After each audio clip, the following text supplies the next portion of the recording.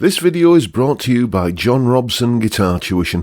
If you enjoy the content, please consider supporting the channel by enrolling on a course, purchasing some guitar lessons or a t-shirt, or you can join my Patreon. Now, on with the show. Hello chaps, welcome once again to John Robson Guitar Tuition. As always, I do hope you're well. Now, the title of this video, Excuse My Ignorance. Let me tell you what that's about. Well, it's Tuesday today, or at least it is when this video goes out, and as you probably know, if you're a regular viewer to this channel, on a Tuesday I do a top 5 list of some description, hence why I've coined the term Top 5 Tuesday, and that is what we're talking about today. 5 bands or artists that, frankly, I should have known about. Well, I knew about, but didn't really wasn't familiar with, let's say. Bands who, they've been on the periphery of my awareness for many a year, in some cases, decades in some cases, but I've never got round to checking them out for some reason until, Spotify. I love Spotify. I love the fact that I don't tend to indulge in playlists or anything like that. There's a few podcasts I listen to, but I use it mainly for music. And, I love the fact that when you listen to an album, because that's the way I still listen to music, I think in terms of an album rather than, kind of favourite tracks bundled together into the modern equivalent of a mixtape. When I listen to an album, it gets to the end of that album and Spotify thinks, oh, well, you like that. Maybe you like this as well, and it continues to kind of throw up suggested tracks and, continue playing. And all of these artists I'm going to talk about today, and bands and stuff, are all basically artists and bands that have been suggested to me in that way, and I'm absolutely loving checking them out. It's a little bit like when you discover a new author, if like me you're into kind of reading good books, you discover a new author and you discover that they've got like a whole back catalogue that you can dive into. That's currently where I am with these 5 bands and artists. So let's see which ones they are, starting with Frank Marino and Mahogany Rush. Yes indeed, Frank Marino and Mahogany Rush. Now, there was a guy I was at college with back in the 80s who raved on about these, and we had, in the college halls of residence, we had like a little boom box kind of thing, cassette player, radio, the kind of thing, twin speakers, cassette deck, that kind of deal. And he was always playing this Frank Marino and Mahogany Rush live album, and I thought, yes, it's okay, but I was full on into discovering Gary Moore at the time and going down that particular rabbit hole from which I think I've probably yet to emerge. So I didn't really take a lot of notice, and then, just forgot about that name, Frank Marino, because it has to be said, he's regarded as one of the most underrated guitar players, and underrated usually means that he doesn't get a lot of attention and isn't kind of talked about in the same ways like your Carlos Santanas and your Jimmy Pages and Jeff Becks and all of the kind of usual suspects. But dear me, I've been listening to the other day some Stevie Ray Vaughan on Spotify, and it gets to the end of the album, and suddenly it starts playing this track "I'm a King Bee" from the live album, and I was absolutely blown away. What is this that I'm listening to? And so consequently, I've now added that live album to my Spotify library. I was listening to it this morning. It's an absolutely belting good album. I mean, just a fantastic version of Johnny B. Good on there. A brilliant version of Purple Haze. Just utterly fantastic. I love that album. I'm looking forward to delving into the rest of Mr. Marino and Mahogany Rush's back catalogue. Yes, quite excited about that one. Next, Marcus King.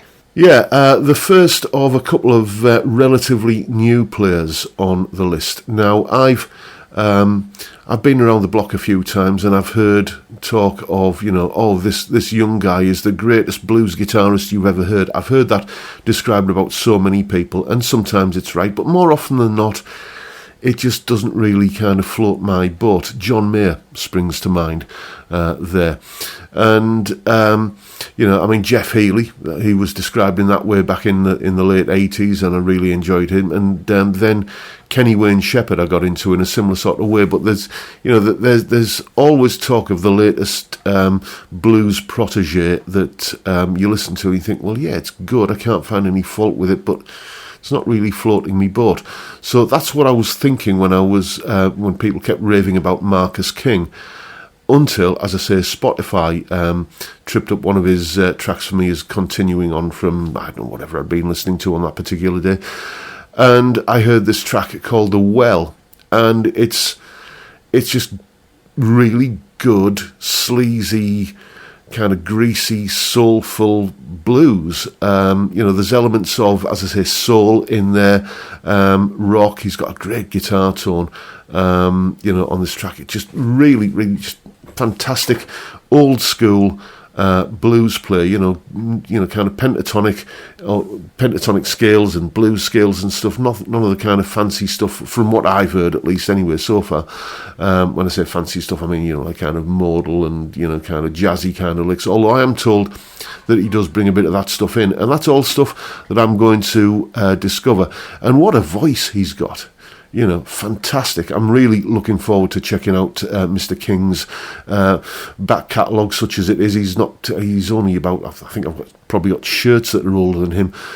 So it's not a massive back catalogue to delve into, but I'm going to enjoy myself checking out the stuff that he puts out, or has put out in his admittedly relatively rather short career. So yeah, Marcus King, another one that I should really have paid more attention to, but I didn't.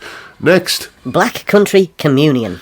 Yeah, now talking about people raving on about the latest blues wunderkind, Joe Bonamassa. I remember back in the 90s seeing just some flicking around the TV channels one Sunday afternoon. There's me phone pinging. Let me see what that's all about. Flicking around the TV channels one Sunday afternoon, and there was this documentary on about a band called Bloodline, featuring a young, I think 13-year-old Joe Bonamassa, and I was absolutely gobsmacked by this 13-year-old kid and the way that he played. Then heard nothing about him for 10 years or more or thereabouts, and then suddenly he's on the front cover of Guitarist magazine every month. And so I went and checked out, what was the album I bought back then? I think it was Slow Gin. And exactly what I was talking about, couldn't find anything to fault with it. Absolutely flawless player, but yet it just didn't float my boat. So when I heard that he'd got together with Glenn Hughes and was it Jason Bonham playing, Black Country Communion, when I heard about this, I thought, yeah, it's just another Joe Bonamassa project, and I absolutely took no notice of it at all. And once again, Uncle Spotify came to the rescue and threw up a track called One Soul. And, it's like I was just kind of pottering around, I was sat in here doing some paperwork, I think, and wasn't really paying attention to what was on the screen. I'm thinking, this is really good. Who's this? And so kind of went through the apps that were running on the PC and went to Spotify. Oh, it's that Joe Bonamassa side project, Black Country Communion. This is incredible. This is fantastic. I'm going to have to check some more of their stuff out. And I am doing, and really enjoying it. And it's a bit of a paradox, really, because, at heart, I am a blues fan. That's the one style of music that I would kind of say, well, that's where I'm at, more than anything else. But this isn't a blues band. When Joe's playing blues, it's a little bit meh for me, I'm afraid. But when he's kind of doing good old school 70s kind of hard rock, really does float my boat, and I'm really going to enjoy checking out some more of Black Country Communion. So there you go. Next. Christone, Kingfish, Ingram. Yeah, Christone, Kingfish, Ingram, another one of these young blues proteges that was recommended to me by one of my students, actually, a chap called Derek, who he describes himself as a recovering metalhead, and he was starting to get into blues, and this was one of the artists that he was kind of raving about, and I just thought, I checked out a couple of tracks and it was just, didn't really grab me, but maybe I wasn't in the right receptive frame of mind. I don't know what, but I just didn't really kind of switch on to Mr. Ingram's output at that particular juncture. But again, thanks to Spotify just throwing up, what was the track called? Outside of This Town, which is the opening track from one of his albums. I can't remember which, but it's just absolutely just good rock and blues. And listen to the rest of that album, and there's so much good stuff on there. Good old school blues. It's staggering to think that this chap is only in his early 20s. You know, he's got he's mature beyond his years in both his playing and his songwriting and his singing. Absolutely fantastic. Really enjoying his output, and might even be worthy of a solo analysis at some point on the channel. We shall see. But yeah, Christone, Kingfish, Ingram, really enjoying his stuff. So let's see what's last on the list. Humble Pie. Yeah, to my shame, Humble Pie. I mean, how long have they been around? Are they still around? I don't know. It's incredible that I never really checked them out because I'm a big Peter Frampton fan, and he was briefly in Humble Pie. The period I've started listening to though is the album Smokin' with the track off that album that was thrown up by Spotify was 30 Days in the Hole, and again it was another one of these instances where I think this is the Clem Clemson era of the band, isn't it? It was another one of these instances where I was just busy pottering away. I usually have Spotify running on this machine, and I was kind of working on, like, you can't see there, but there's another PC over there. I was busy working away on that, doing probably uploading a video or something. And, this music came on. This is really rather... It sounded kind of familiar but new as well. And who is this? At first, I thought it was a female vocal, which is surprising because it's not. It's Steve Marriott on vocals, but he has got such. It's made me kind of really appreciate his vocals as much as anything else, because obviously I knew of him from the Small Faces and stuff. I wasn't really into the Small Faces as a band. It was back when I was at school. You were either a mod or a rocker, and I was very much in the latter tribe, if you like. And the Small Faces was a band that was championed by, let's call them the opposition, all the scooter riding, parka wearing mods. So I never really got into them. But dear me, he crossed the aisle, didn't he? From the mod camp to the rocker camp with Humble Pie. What an incredible album Smokin' is. I'm really enjoying that, and haven't got around to checking out any of the Peter Frampton era Humble Pie yet. I'm told there's a great live album. I'm sure he's on that though. I'll have to go and check it out. But yeah, Humble Pie. To my shame, I should really have known about this band, because it's not like there's some obscure act that you have to kind of be shown an invitation to go and check out. They're one of the biggest acts of the sort of classic era of hard rock from the 70s, but yet somehow or other I never got round to checking them out until now. So there you go, folks. There are 5 bands and artists that, to my shame, I've been woefully ignorant of up until this point.